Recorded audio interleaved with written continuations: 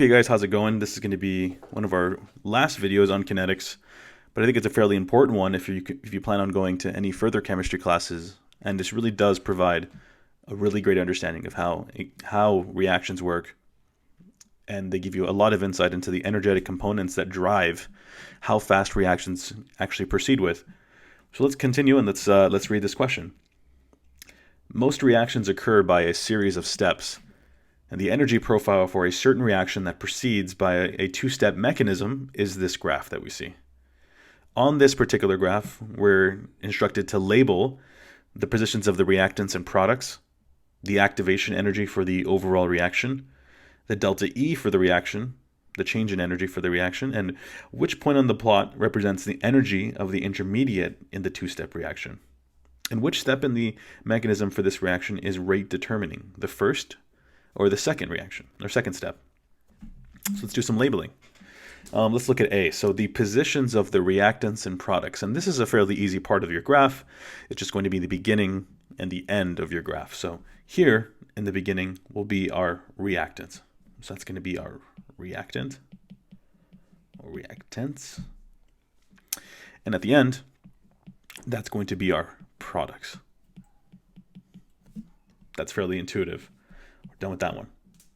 The activation energy for the overall reaction. Well, that's going to be pretty interesting. So what I like to do is I draw a straight line from my reactants all the way to the end of the graph, like so. So the highest bump is going to represent the overall or the net activation energy for the reaction. So in that case, that would be this ridge that we see right here. And I'm going to abbreviate activation energy as E sub A, as you see here. So that's our activation energy, the largest hump in the graph we see. The delta E for the reaction. Well, the change in energy, remember that change always means final minus initial.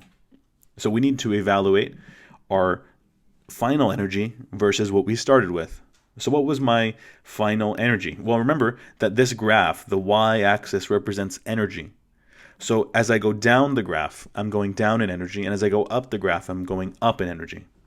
So my final energy would then be where I am at the products, right here. And my initial energy is where I started. So this region here, from here to here, is my change in energy. And as you can see, my final energy is greater than is less. I'm lower on the graph, so I have less energy in the products than I do in the reactants. And as a result, that delta E is going to be negative.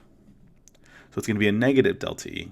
And that's important because that gives us some insights into stuff we learned in Chemistry 101, which indicates that a negative delta E would represent an exothermic reaction, where our energy is lower in the products than it was in the reactants. So that would be our change in energy that we see. Go from the bottom of your graph to the top, or rather from your products to your reactants. And that's why that line was so important, because we can draw a nice line right here to indicate the change in energy. D, at which point on the plot represents the energy of the intermediate in the two-step reaction. So that would be the ridge in between the two humps of right here that we see. So that would be my intermediate. Remember that when we're doing mechanisms, the intermediate is the thing that's crossed out between when you have two elementary reactions. The intermediate that does not persist into the reaction at the end of the reaction.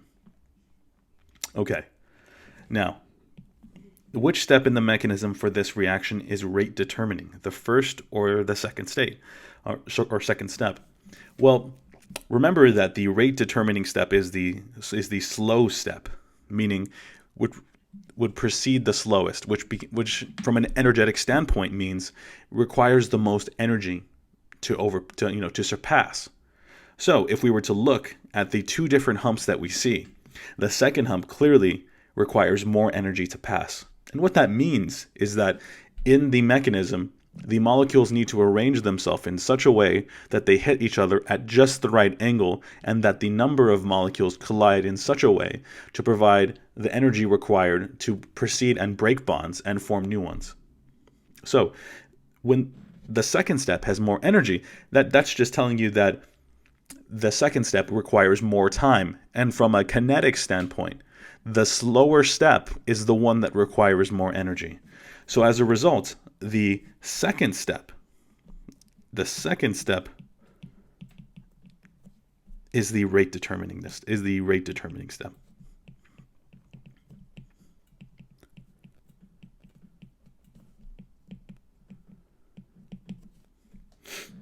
And that's because it requires more energy as a result. It requires more energy.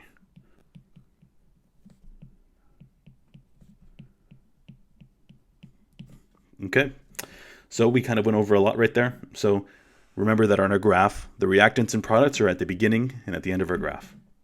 The activation energy is represented by the largest hump going to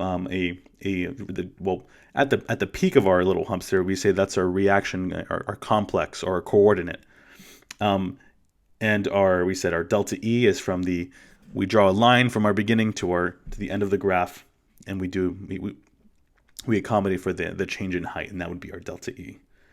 Okay, so and which one represents the high energy intermediate? That would be the dip in between the two humps that we see on the graph.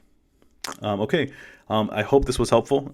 This tends to be something there is a lot of information packed in these graphs, so it is understandable that a lot of people have some difficulty with them. So I hope this was helpful. We'll see you in the next video.